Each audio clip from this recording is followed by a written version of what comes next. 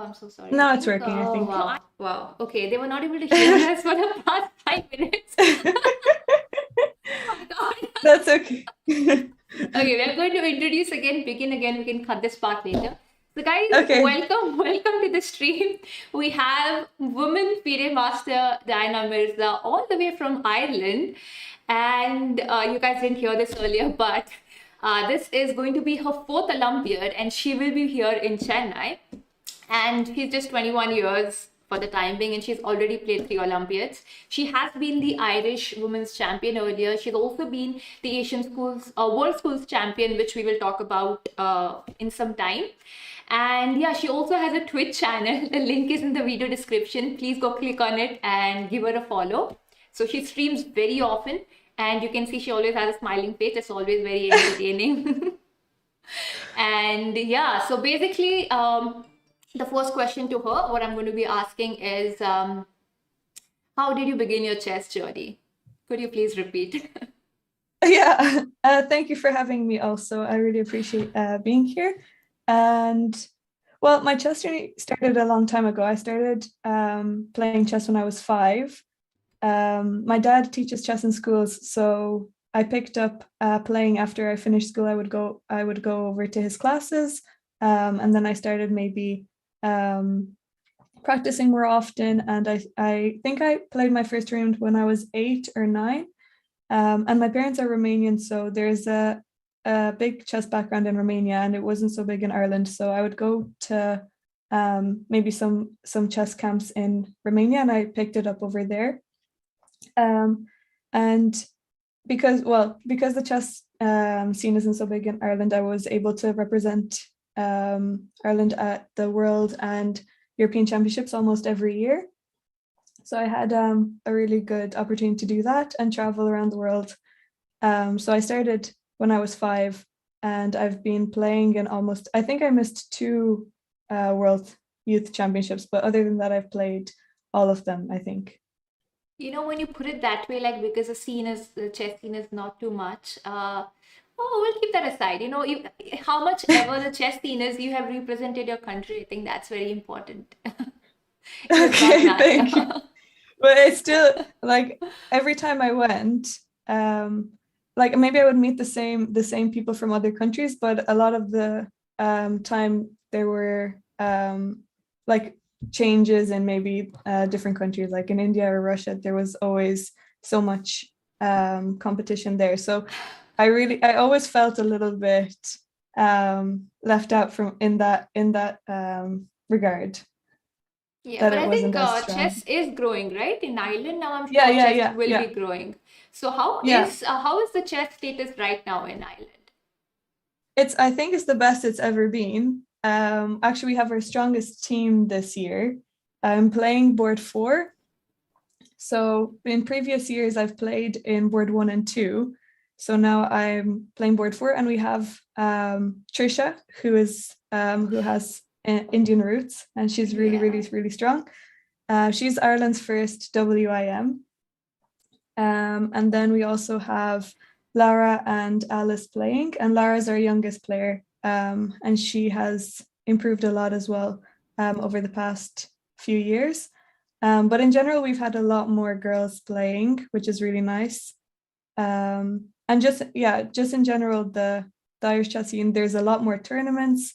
There's a lot stronger players, and there's a lot of opportunities now to play chess. And just I think anyway, after COVID, after the chess boom, a lot of people picked up chess, and that also increased some sponsorship and just the interest in chess in general.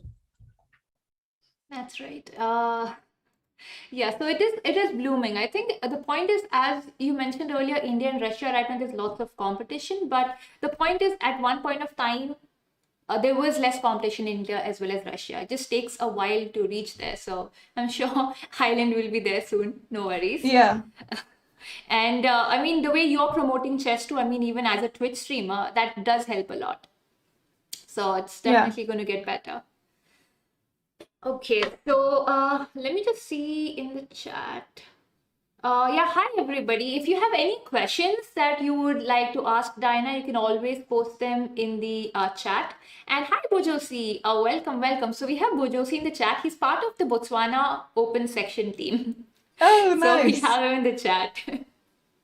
That's great. And we have Okay. some people from my stream as well. Oh wow, We have lovely. Derek Poison and 17 and Ross. They're always there as well. Lovely, lovely. Okay. Hopefully, this stream, this video can reach a lot more people, but okay. So to begin with, we have seen how you began your chess. So you said you began at 5 years, right? So Yeah. you started playing chess at 5, but when did you start taking it seriously? Like, I want to win. Like at the beginning, usually a kid would always say that I'm just playing, just playing as a hobby for fun. There's maybe a bit of winning, but not too much. But when did you start playing? Yes, I want to win. I want to get this title. I want to win this championship. When did that happen? What was the turning point? Well, I think my dad saw an opportunity that I was going to be able to I guess perform well in Ireland. So it was mostly, I don't think it started off as my passion at the start. It was mostly like I was good at it, and I could travel around the world and just continue to get better. But my dad always um, drove me to study chess. If I want to go outside, I have to study chess. If I want to go to this party, I have to study chess. If I like practice for, so all the summers I always had, only recently since I went to university, I had less chess tournaments, but every summer was always full of tournaments. I would be playing, I would be going to camps. So I guess I can't even remember when it started, because it feels like ever since I had my first tournament, that was always going to be the goal, was to just become the best that I can be. So I Lovely. didn't really have that change over. All right. And what are you studying? You said you're in university right now. So what are you pursuing right now in education? So I'm studying politics and international relations. So Oh, yeah, I really enjoyed it in secondary school. I had a really good teacher, and then I decided that the thing is I never maybe excelled at one subject. I really didn't like sciences, so I was never going to do anything to do with science like physics or biology or chemistry.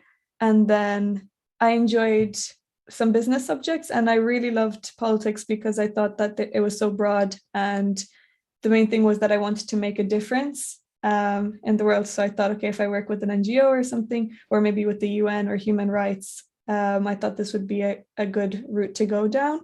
Um, I still don't know what I want to do, but I find it interesting. And maybe some things are a little bit tedious, like the theory part or all the essay writing and readings that I have to do. But it is an interesting subject, and I think it's so broad that you can always find something that you're passionate about. yeah, we had a question regarding the same thing. So 17 asked, which is your favorite topic in studies?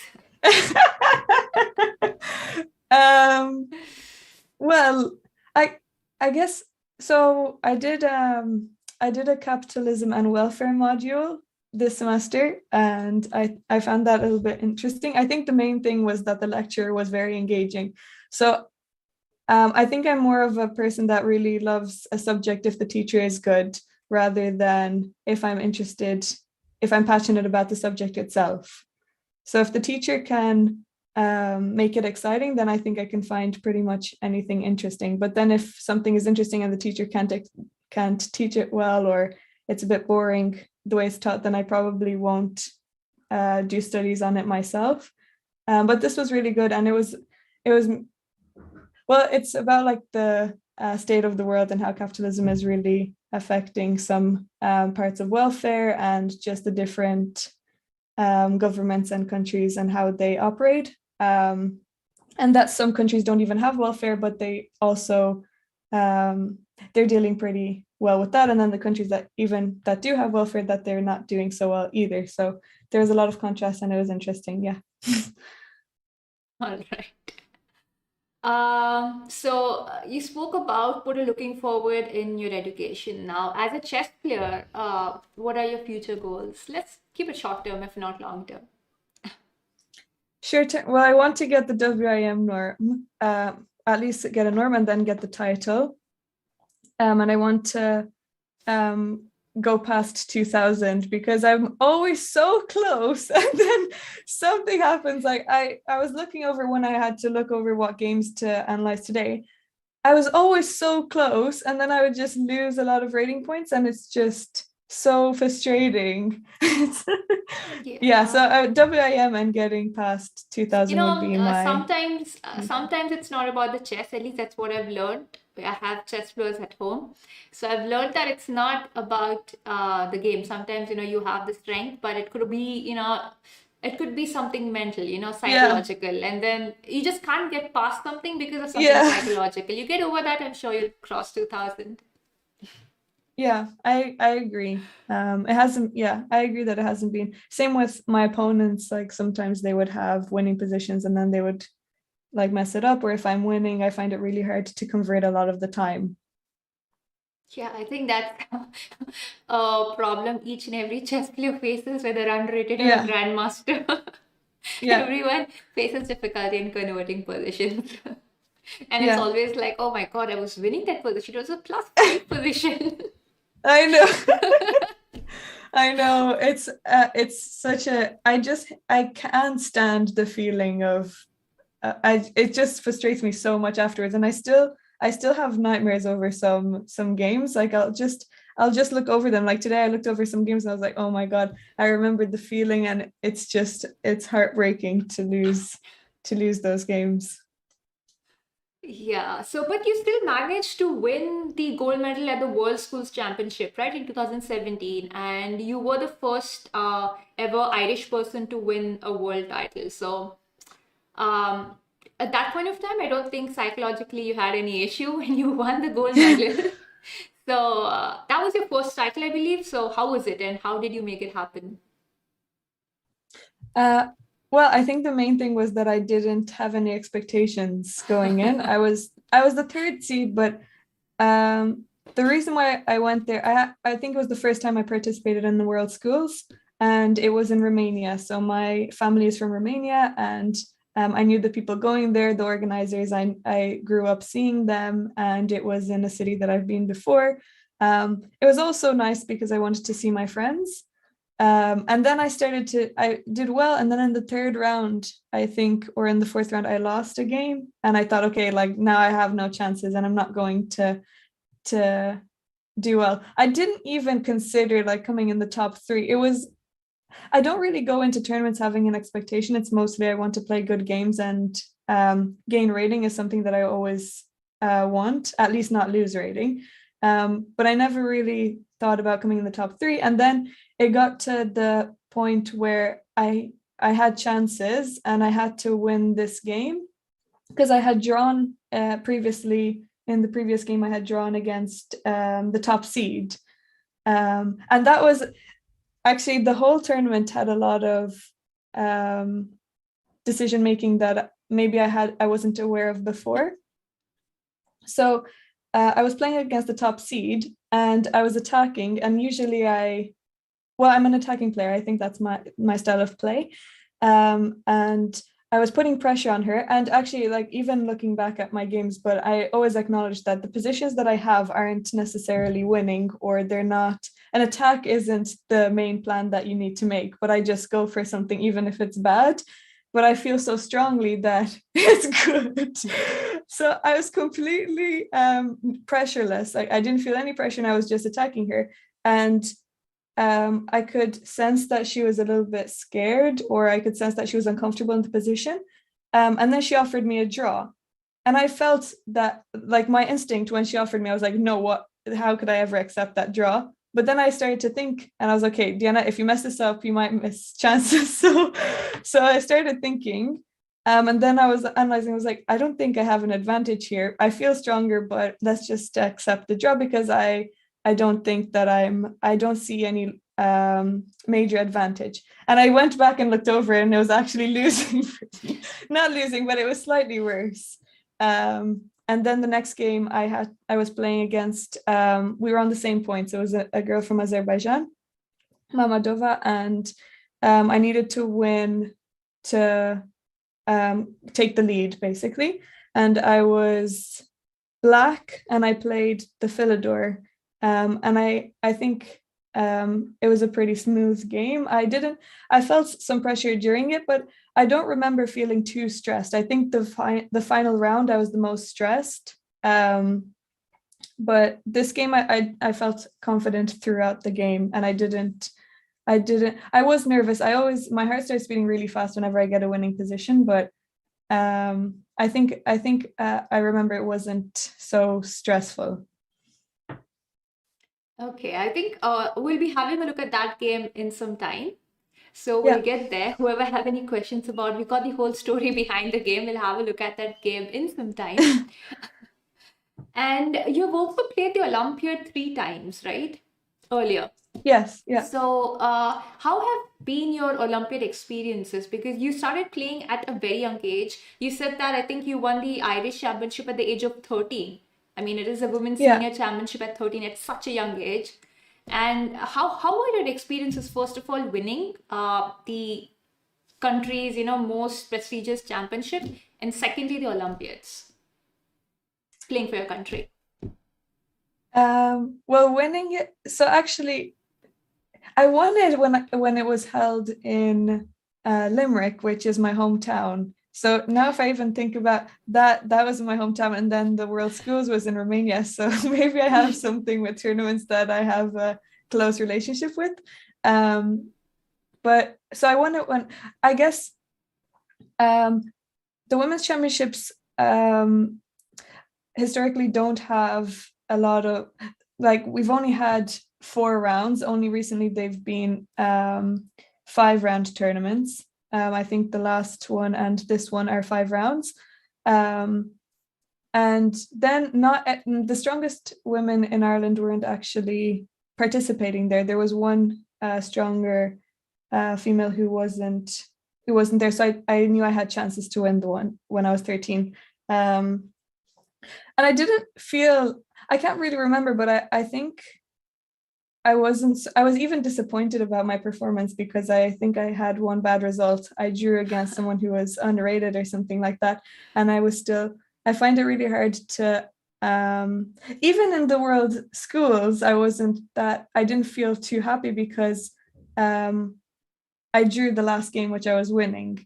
And it's always difficult for me to appreciate a tournament if I don't win the last round.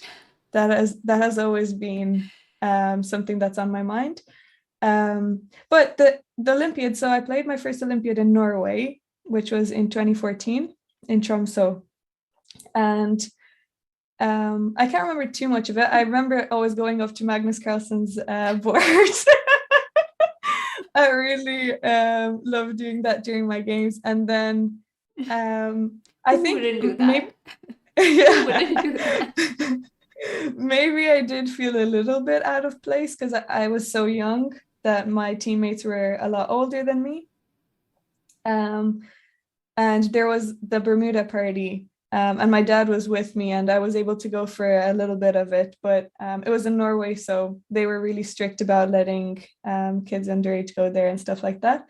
But I got a picture with Magnus there, I think, which was really good. And the chess, I can't really remember the chess so much. And then in my second Olympiad, I think it was in Azerbaijan, in Baku. I think that was one of my favorite tournaments in my life. It was such a beautiful venue. The venue was stunning. The food was so good. The food was so good. In all of the tournaments, I always look forward to the food. The food was, we stayed at a really nice hotel, and it was nice it's always the highlight of my day. Well, only if I do okay in the game, because if you lose a game, I get really frustrated after that, and I don't really enjoy the rest of the evening so much. But I always love eating with my teammates or with friends who come from other countries. And we go around to each other's hotels. So we're not always maybe hosted together. Other countries are staying in different hotels, and we would just go into each other's hotels and eat dinner together. And that has always been the highlight of the Olympiads, is the food. And then I played in Georgia in Batumi, and I had a really good time there because a good friend of mine, Monica, was there from Scotland, and we spent a lot of time together. And the chess, like in all these tournaments, I can't really remember much of the chess. It's just, I guess it's just the memories that we make. I had a few good games, I think, but I also had some bad games. I don't think there were any Olympiads where I had an amazing performance or a terrible performance. It was mostly there was actually so in one of the Olympiads I played against Fiona Mutesi, who she's in the movie Queen of Catway. So that was a movie that I really loved watching, and me and my friends watched it a couple of times. And then when it ended up being paired Ireland against Uganda, I was like, I have to play this round. I need to win against her so that I can say that I beat the Queen of Catway. And actually, the game was even. At one point, she was slightly better, so it wasn't the smoothest game. But eventually, I won. So after that, that was kind of the highlight of the chess part of that tournament, I think. Okay, talking about food, we have a question from Dark Poison. How many times have you been to India? And what are your opinions on Indian food? I've been only one other time in 2020 for the 2019 for the under 20 junior championships. And of course the food was so good. It was amazing. I was addicted to the tea, the chai tea. I bought a big pack of tea, a big bag of tea. I mean, the food was just full of flavor. I wasn't used to eating, because I think traditional Indian food is so different to the Indian food that we are presented with, like in Ireland or the UK or anywhere like that. It's mostly chicken tikka, which I don't even think it's originally from India even. I think it was made in... Yeah, the original food will be a bit different, and usually Indian food is considered spicy. So did you find it spicy, or are you good with spices? I'm usually okay with spices. I like spicy food. I think also the food was catered towards us. I don't think there was anything that was too wild. Maybe a few dishes, but I can't remember being overwhelmed with spiciness. All I can remember was that there was a lot of flavor, and also the desserts. We had a lot of maybe like frozen yogurt desserts, which were really good. Okay. But the tea was the main thing. I was always having it. Yeah, here in India, usually everyone has tea, every day. I think they're more of tea drinkers in India compared to coffee. Yeah. We have another question by Anshika, and she asks you if you had any more plans in Chennai apart from the Olympiad, like some travel plans or tourism or anything else. Well, I was going to. So actually, my friend will be in India, who's also a chess player. She's from Scotland, and I'm not sure if she's playing this year. If she was selected for the team, she might be, because I think someone dropped out from there. But we could be going, but I booked my flight tickets yesterday, so I don't think I will be, but I'm excited for the free day where I think things are going to be organized anyway. Yeah, it should be. Also, you mentioned the Bermuda party earlier, and I don't think you should have an issue this time. You're 21 plus. Yeah, I didn't have an issue the last Olympiad either. I'm looking forward to that. And our team is three of us are the same age, so it's going to be really fun. And I'm sharing a room with Evia, who I've shared with before, and Alice. Very young team indeed. Yeah, I think I'm the oldest on the team, actually. Okay. You're the oldest amongst a very young team. Okay. Yeah. We have Manisha Mohite who asks, there is a certain perception that politics is like playing chess. Is that why you are pursuing chess? Well, maybe it's more that's why I'm pursuing politics, but I don't know. I didn't think of it that way because um, it's the reason why I went into politics is because I wanted to make a difference in the world. And actually, I did think about combining it with chess because I thought that I could maybe help, like, I guess I had this idea that I could make some chess school or something like that, and go to disadvantaged areas and help them pick up chess, and then that could give them some opportunities. So I think, yeah, you can combine the both. I'm not so sure about similarities. I guess thinking ahead, but I think you can find similarities with pretty much anything. So Yeah. we will be looking forward to Diana Mirza actually doing that in the future and helping the community in chess. We'll be keeping an eye. Yeah, I will Uh, do it. so, I mean, along with your gold medal at the World Schools Championship, by the way, which category in the World Schools Championship did you play? It was so it was the highest section. It was under 17. Exactly. It's not easy to win a medal there. Okay, so you won a gold in the Under 17 World School Championship. You have also won bronze, silver, and gold in the European Youth Championships, right? I think 3, 4 times. You have also been the Irish Women's Champion. You've been the Under 16 Irish Junior Champion. And I'm sure there are many more things that I have not mentioned. I have a question though. Are you the youngest person to win, the youngest player to win the Women's Irish Championship? Just just came to my head. I think so, but I think that yeah, I think so, but I think that Trisha was like she's much stronger than I ever was at that age, but she Uh, didn't play. She didn't play yeah, so in those so tournaments. the point is about winning the championship, right? And I know Trisha actually. I've Yeah. played her here when she was in India. So I Oh, know both really? Tarun and Trisha, yeah. Oh. All right. Going forward, we have another question that's going to be a bit more a fun question, I believe that's supposed to be by 17. And that is, if each of your team members were a cartoon character, which would they be? Oh, okay. Interesting. Okay, I'm gonna need some time to think. So do they have are they gonna be from the same cartoon? I don't think that's necessary. I think a character could be from anywhere, I think, right? Any Okay. cartoon character.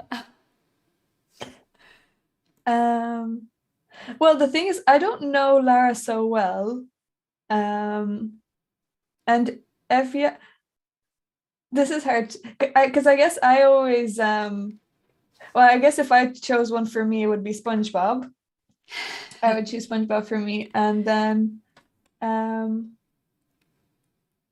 I can't. So I mean, I don't even know what I would go by. I don't really watch that many cartoons. This is so Trisha would be someone really smart and um maybe I would I mean I don't know if this is I don't want to say anything because I'm not even sure. What I remember one time I thought someone really looked like a cartoon character and I told them and they got really offended by it, but I meant it in a good way. So Yeah. um I don't know. Evia is really bubbly and lovely, so I would think she would be since I'm thinking about SpongeBob, she would be Sandy. She's she also always has a smile on her face and she really likes animals. So someone a cartoon character to do with animals, but I can't really think of many off the top of my head. Um, I really can't. Um, Alice. Also, I don't. I'm not. And Alice is studying medicine, so maybe someone to do with someone. I have no idea. I don't know. I can't think of the no, I can't think. It's all I right. don't It's know. all right. You can take your time. If you wish, if you get something in mind, you can answer it Yeah, yeah, later. yeah. I'll tell. Yeah, yeah. Anyway, going forward, uh, one second, let me just see if there's anything else in the chat. Ayush Anjay says recently watched her video on drawing with an IM. Hope she beats some in this tournament too. Definitely. Oh, that's nice. Okay. Going forward, when you're going to be playing an Olympiad, do you have any sort of specific certain preparation, or is it just improving your game, and how do you do it?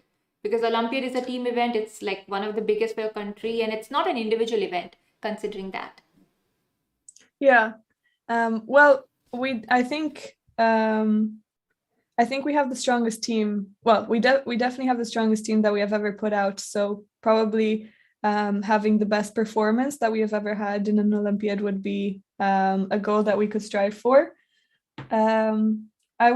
I need to work on my repertoire because I haven't changed my opening since I was really young. But when it comes, I'm mostly a player that improves through experience of chess tournaments and playing in tournaments rather than studying at home. I've always tried to sit down and study before the tournament, but it's never gone well. I just get really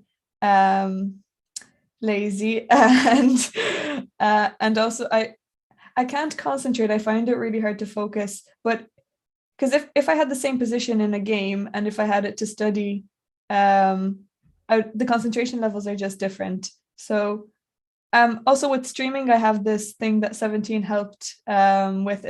It's a dungeon. We call it Diana's Daily Dungeon. And it's different puzzles that I do and studies, and they're usually challenging. And I think that is contributing to my chess study for the Olympiad. All right, so that's about your study. Now, other than that, you go to university. I mean, you're studying a lot of topics in there. We've already spoken about it. You play chess, and that for your country, so you're a serious chess player. You also live stream on Twitch, so you're a streamer. So, do you teach chess other than doing all these activities?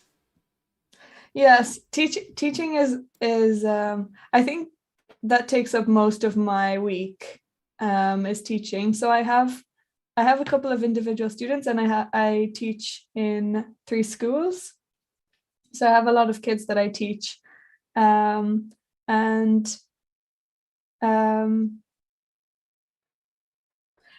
I started teaching in schools when I went to university.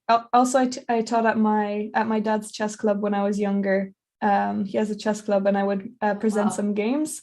Yeah, so I have experience with that, and I really love kids in general. I always get along really well with them, and I love teaching. But it's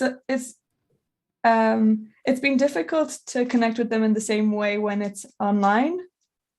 And I can see that my levels of maybe like entertainment during the lessons are a lot different because I can't connect with them on the same level. But there has been times when it's really fun. And I also got this really big opportunity to work with the chess app.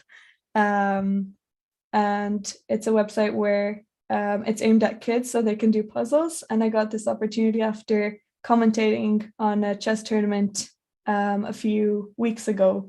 There was a tournament in Ireland, and they were sponsoring the tournament. And from watching my streams, they said that I would be a good addition to the team.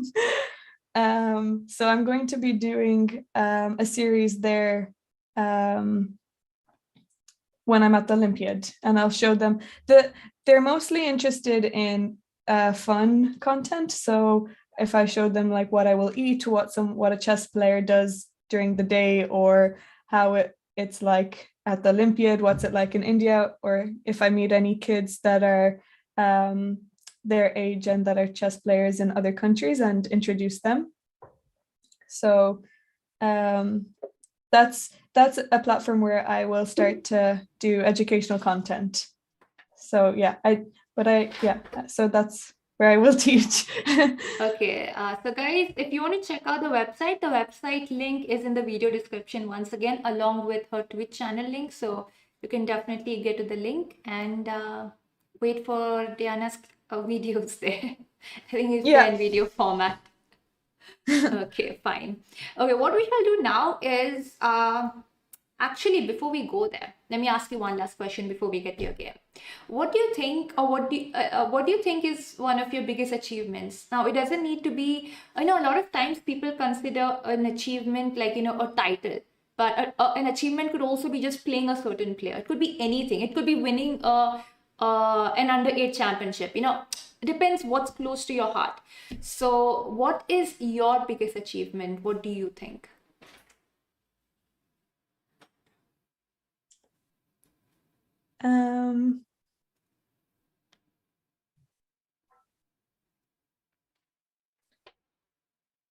Well, I guess achievement in the sense that it means a lot to me, because when I forget the feeling of winning really, really easily. So if I lose a game, I think it hurts a lot more than how happy I get if I win. So even winning the World Schools, it was a very short buzz.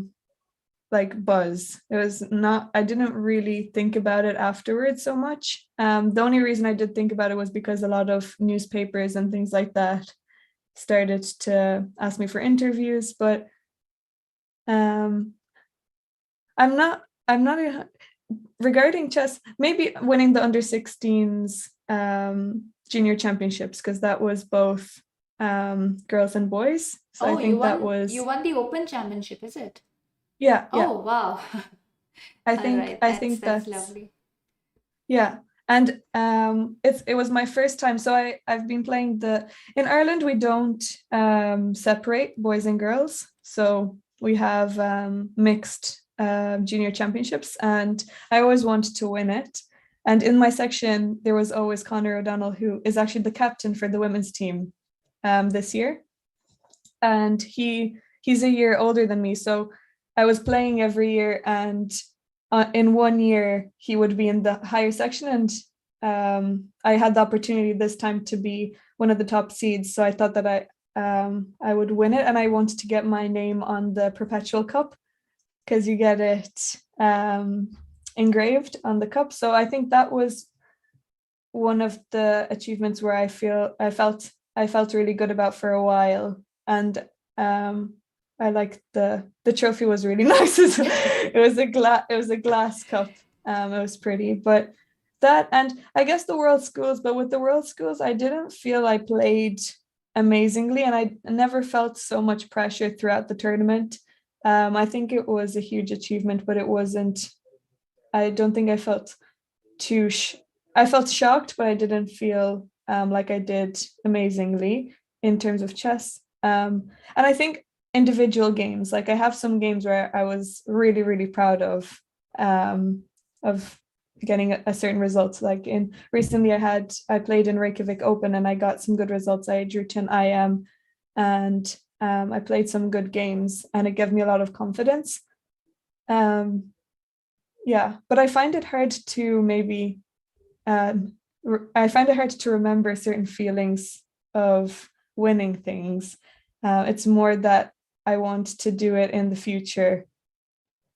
I just want to get that feeling again, but I don't remember what it was like. So I don't know. I think apart from chess, I have other things that I'm proud of, but not in the chess world. I think I relate to it separately a little bit, maybe. Yeah, winning the Open section, I think for any female player, that's something to be really proud of, because not everybody does it, not everybody can do it, and you're winning in the Open section, so no one can say anything. Yeah. So that is actually, I feel that too, it's the whole country, so it's a very big achievement. All right. What we'll do is we will actually get to your game now, if that's all right. We'll actually have a look at your game. I think the game that gave you or got you close to the title to the which won you the World Schools Championship. So let me just Yeah. get there with the board. Just give me a second. Okay.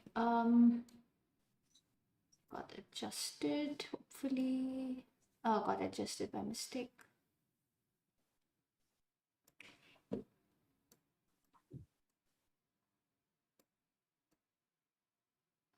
Okay, I have the screen on. Yeah, your camera just moved. I think I just clicked something by mistake and then it moved. Okay. So Okay. guys, we'll have a look at one of Diana's games, which is really close to her, and I think she'll explain her thought process and whatever it is. So as you see, she's playing the black pieces, and we have Mamadou Suzanne playing the white pieces, and then obviously won this game. And was this the last round or second last round of the tournament? I don't recollect. Um, I think it was, I can't remember. It wasn't the last round, and I don't even Okay, know if it was but I think the this gave third. you lead to Yeah. the tournament. I think you mentioned Yeah, that. yeah. It Yeah, gave you so we were sole lead. both, yeah, we were both on the same amount of points, and whoever won this game was probably going to win, was going to come in first place. All Because right. we had already played the top, so she hadn't played the top seed yet, but I had already played her and I drew. So and I think she beat the top seed then afterwards. So whoever, yeah, I guess she was the main person in the way. Okay, fine. So let's see how you got the under 17 title, right? And I think Yeah, along with the title, you also under 17, that's the World Championship title, but you also got a WFM title along with that. yeah. I got that at the tournament, yes. I think I preferred the WFM title because I had WCM and I wanted to get rid of that. Get And the rid only of way that. yeah, because I mean, I was happy to have it. I won it at the Olympiad. I think it was my first Olympiad in Norway. But I don't like, you know how it is in the chess world when people make fun of you for having Well, um yeah, I mean, you should not listen to those people. I mean, honestly, I yeah, mean, a title is a title. You have achieved it, you've earned it. You should not listen to them. You know, people who yeah, make that's fun, they true. should not be in your life. They should just not be there. That's true. That's true. But it was good motivation because I just wanted to keep improving. And now WFM, I guess I'm not too I'm happy with that one. Yeah, because even Um for a WCM title, right, you need a rating. If you're getting it through the rating, you'll need a rating of 2000. So it's 2000 FIDE rating is a pretty good rating. yeah, So yeah, a that's true. WCM is equivalent to a 2000 rating. So I don't think you should be feeling awkward about it. Yeah, that's true. But I guess I was just surrounded by loads of it's mostly the men in the chess. Okay, yeah, exactly. Now you brought it up, so let me ask you, is there any time in chess or streaming, because you do a lot of things, is there any time that you felt that, you faced some difficulties just because of your gender, because you're a woman? Yeah, I think every girl has experienced this. I think it has been one of the main struggles that I faced when I was younger because I never related to anyone really. I was always in a room full of mostly like old men. It wasn't even my age group. And Okay. then there have been so many comments that were said like I remember my first time playing in a master's section in Ireland.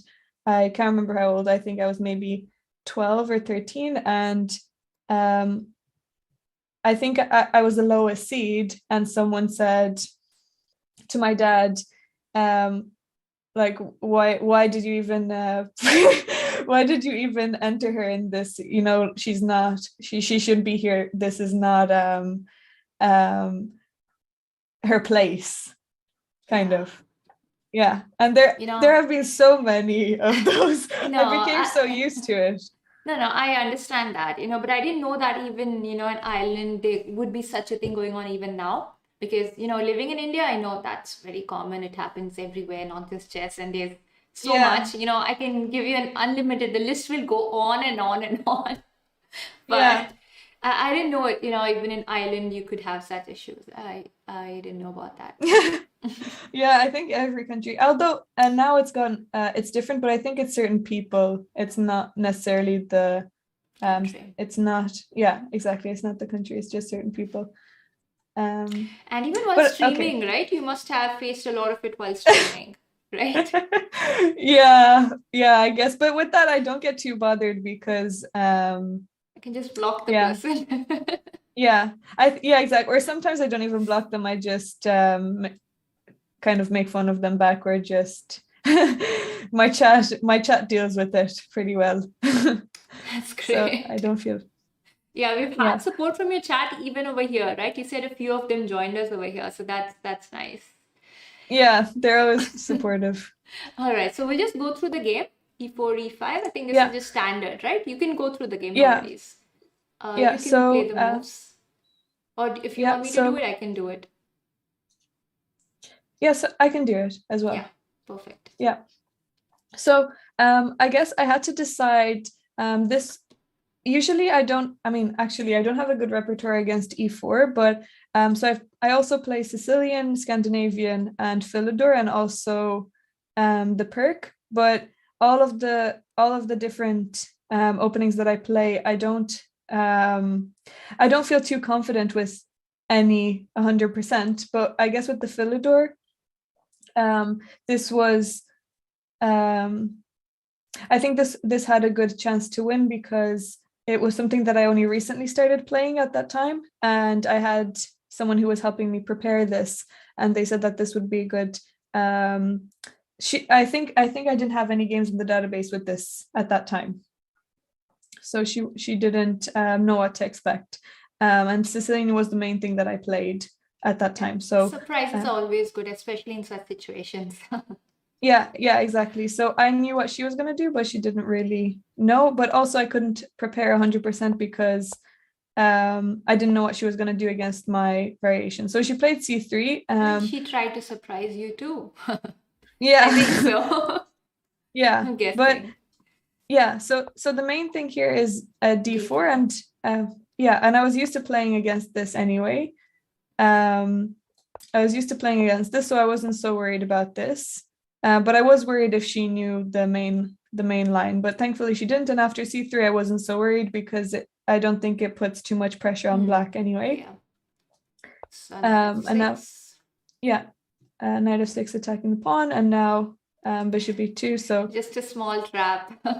yeah, Yeah. so she has this trick. And it's funny because I also play something similar with white sometimes, and I have the same trick. And actually, someone fell for it once, and it was good.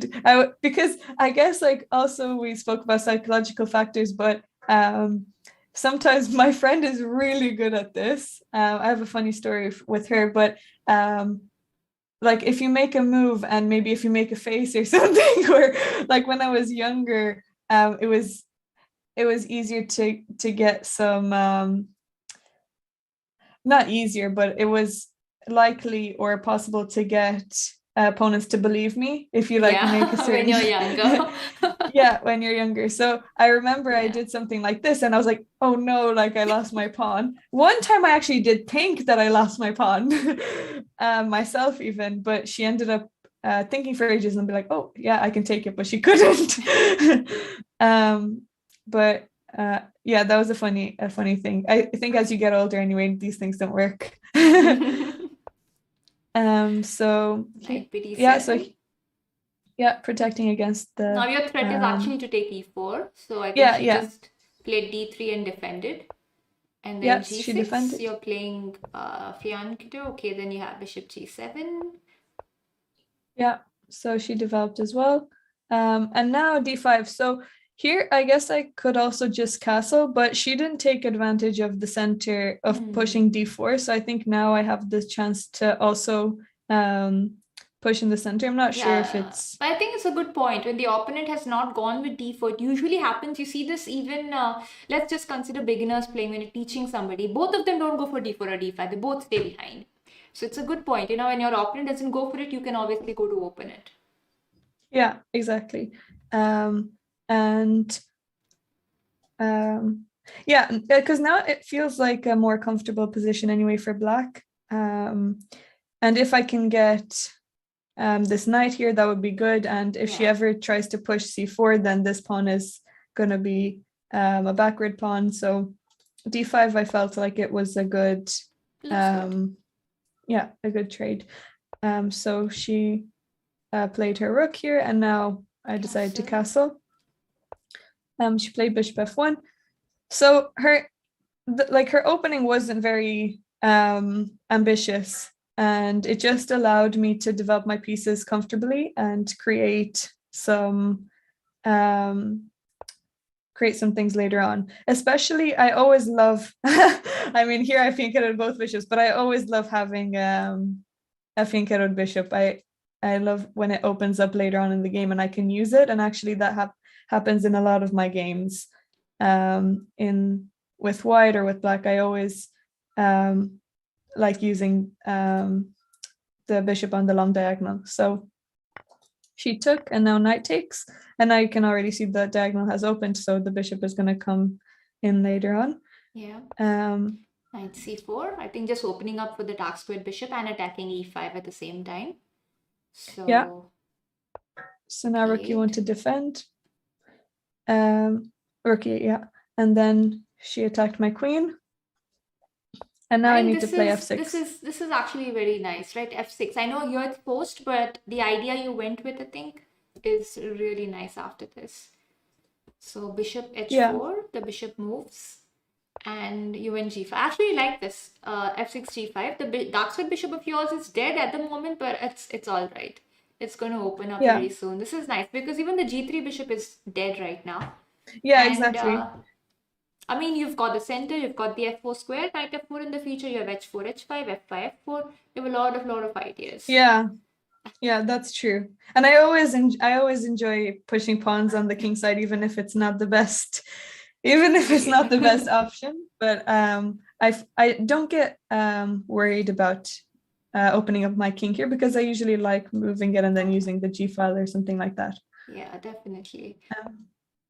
So bishop e7, h4. I'm not so sure because h4 seemed like it's allowing, you wanted to push f5, f4, I think, right? With g4, it's like actually inviting, come and push your pawns. Yeah, I think, maybe h3 here is a little bit better. Stopping g4, probably. Yeah. But I think it's still same thing. So this bishop needs some space. I think she made the wrong decision here to bring it back to h4. Maybe. But I guess there's nowhere else, because even here, I don't even know if I would take it because this knight is so good. So there really isn't much. I think you have a practically very comfortable position to play compared to white already. Here. That's true. All right. Okay, she went with h4, it's all right. Let's see how you outplayed her after this. Yeah, so she moved her knight back. And now f5, so this is coming in with tempo. Now the king side attack that you really love. And and now f4, so I guess I have these two moves to choose from. So f4 is a bit more aggressive, and now bishop back, and now h5. And so you mentioned you like to play with the bishops. I see the b7 bishop, the light square bishop, has become super strong now. Yeah, that's true. I think I pair it with my queen later on, but now I also have my queen is attacking this pawn, and I have an easy route for the queen to bring it in. Then this knight can also come in. So I have so much space here, and she hasn't started anything on the queen side. So white is just struggling. Yeah. G3, struggling to do anything. And G3. F3. Yeah. So here I'm not 100% sure if I even need to play f3. No, but f3 seems logical, right? Because after f3, let's just say bishop f1 was played.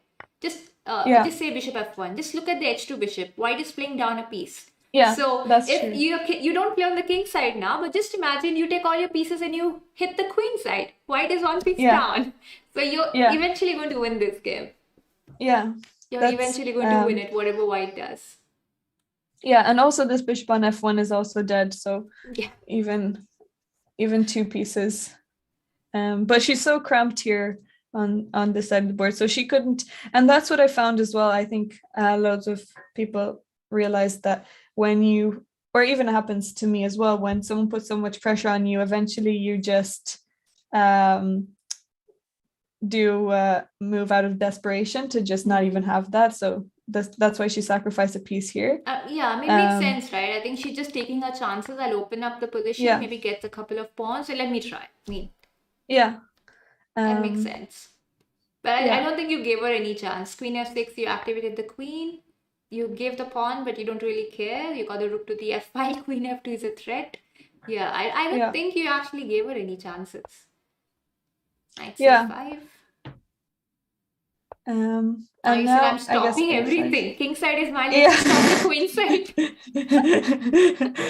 Yeah, that's, I guess that, yeah, I guess that's one thing that I don't always, I think I'm not always conscious of it, but I really felt confident in this game, so I didn't want her to have any chances, and that I was trying to take away everything. So her knight moved back, and now I brought my rook on the d file.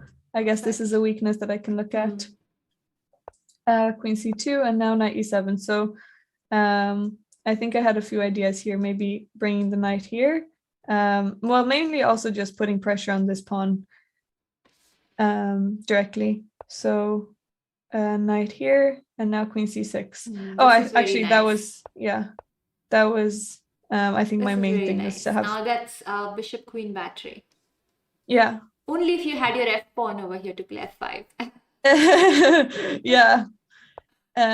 So she played f3, and now I moved my bishop to attack this pawn.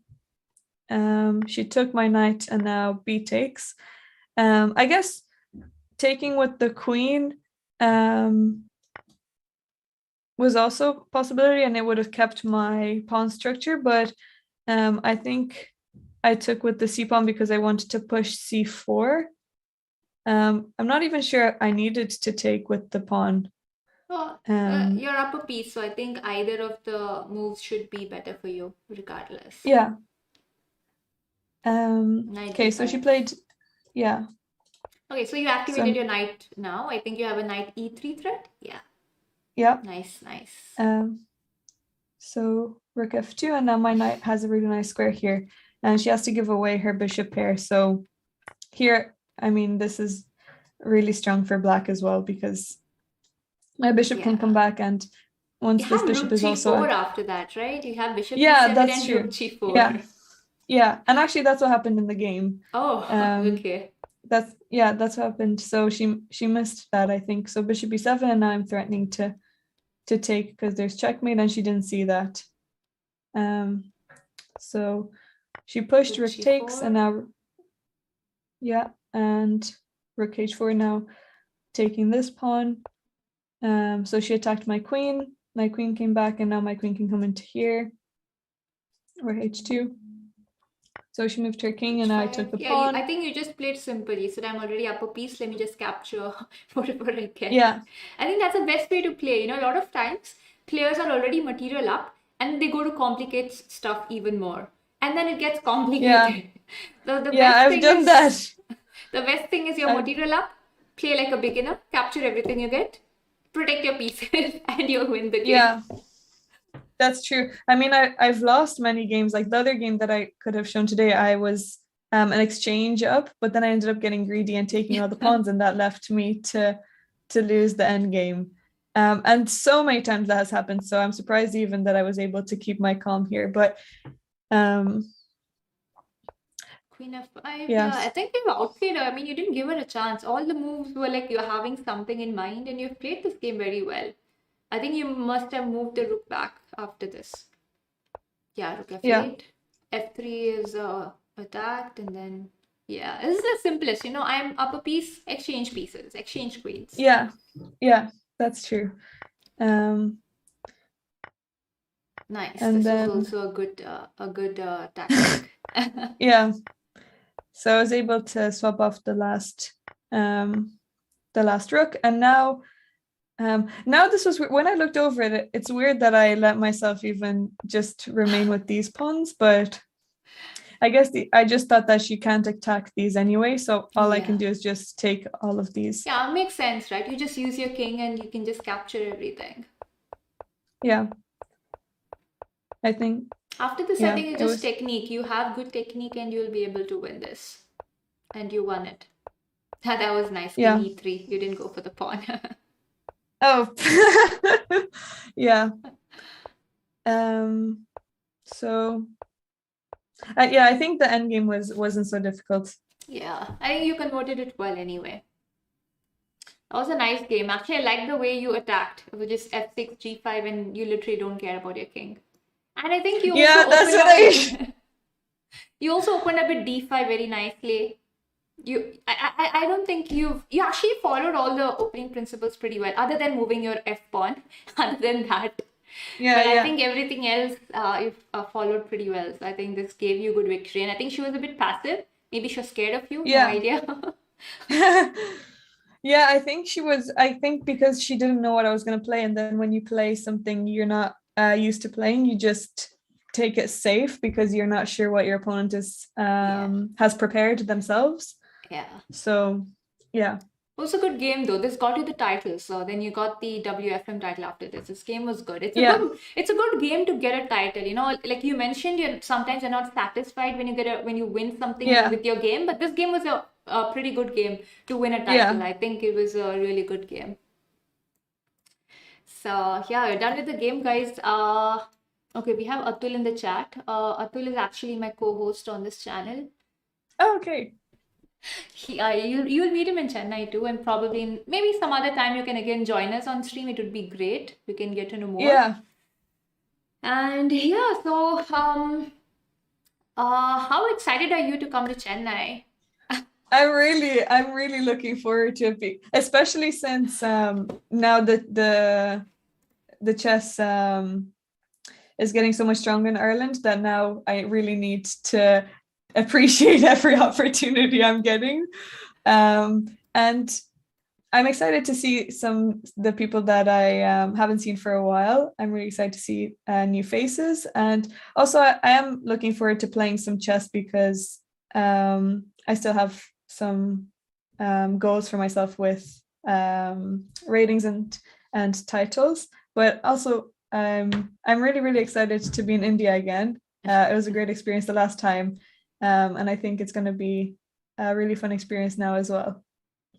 Thank you so much, Diana. I mean, you've been a wonderful guest. I mean, you nicely, in detail answered the questions. It was actually really nice. It was actually really nice Thank having you. you. And you're a really nice host as well. I guess I stopped feeling nervous later on, so you made me feel comfortable.